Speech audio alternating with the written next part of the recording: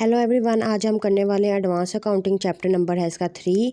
ठीक है, आज हम करने वाले हैं इसका question number 2। Hadi limited required the asset and liabilities of the mister Rashid value of the 5 lakh and 4 lakh representative. It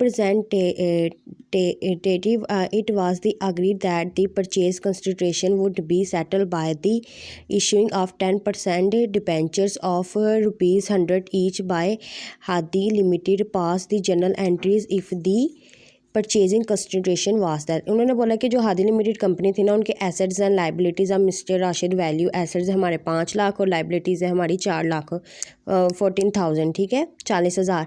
it was the agree to purchase consideration, वो अग्री हो गया तो सेटल कर लिया उन्होंने कि हम आपका बिजनेस परचेज करेंगे और 10% डिवेंचर्स वो इशू करेंगे। ठीक है, पेमेंट नहीं करेंगे वो, उनके इनको डिवेंचर्स दे देंगे। ठीक है, ईच। और उन्होंने बोला कि जनरल एंट्री पास करें। उन्होंने हमें 3 अमाउंट्स दी है, 4,16,000, 4,80,000, 4,30,000। अब आ जाते हैं इसके क्वेश्चंस पर। ठीक है, ओए तो सबसे पहले हमने इसका पहले वाला करना है 4,16,000 वाला। ठीक है, तो इसमें सबसे पहले हमने बिजनेस परचेज करने की एंट्री पास करनी है। आपने अपना जनरल ऐसे बना देना, date detail, ledger folio, rupees debit, rupees credit. ठीक है, परचेज बिजनेस अकाउंट डेबिट हो जाएगा और राशिद अकाउंट क्रेडिट हो जाएगा। ठीक है, 4,60,000 से 4,60,000 से आपने इसकी रिलेशन लिख देनी है, बीइंग परचेज दी अग्रीमेंट साइंड। ठीक है, आगे हमने कर देना है इसकी एसेट एंड लाइबिलिटीज़ की हमने वैल्यू निकालनी है। ठीक है, अब हमने इसकी लिखना है Sunny asset account debit 5 lakh दिया हुआ था उन्होंने हमें, सन्नी लाइबिलिटीज़ अकाउंट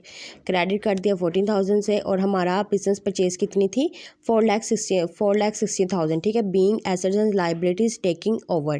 ठीक है, अब आगे हमने नेक्स्ट उन्हें वो इशू करने हैं अपने डिबेंचर्स। राशिद अकाउंट डेबिट कर देना हमने और 10% डिबेंचर्स अकाउंट क्रेडिट कर देना सेम अमाउंट से 4,16,000 से, being 10% debentures issued Rashid.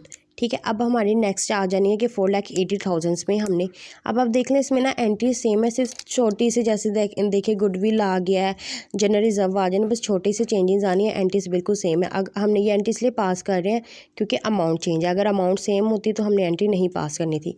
Business purchase account हमारा डेबिट हो जाएगा और राशिद अकाउंट क्रेडिट हो जाएगा 4,80,000 से, 4,80,000 से सेम ड्यूरेशन आपने ऊपर वाली लिख देनी है नीचे।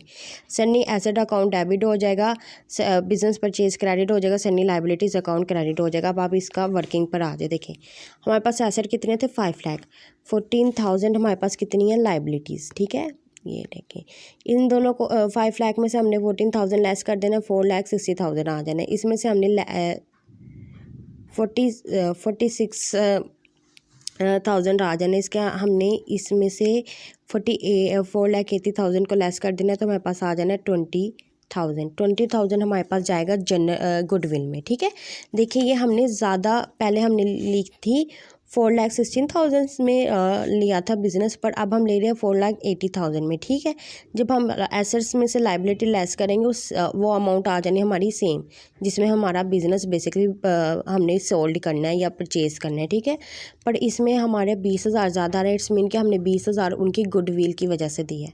सो गुडविल अकाउंट हमारा हमेशा डेबिट होता है। ठीक है, इसके बाद हमने अपने इशू करने हैं डिबेंचर्स, वो आपको पता है राशिद अकाउंट डेबिट हो जाएगा और 10% डिबेंचर्स अकाउंट क्रेडिट हो जाएगा।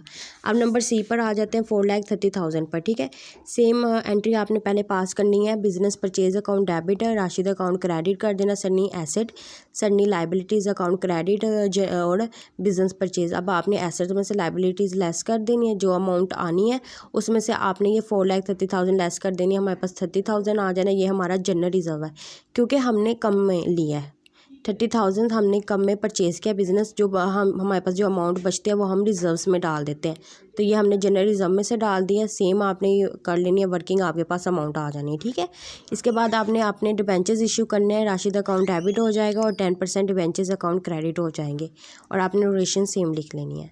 बस ये यहीं तक था क्वेश्चन।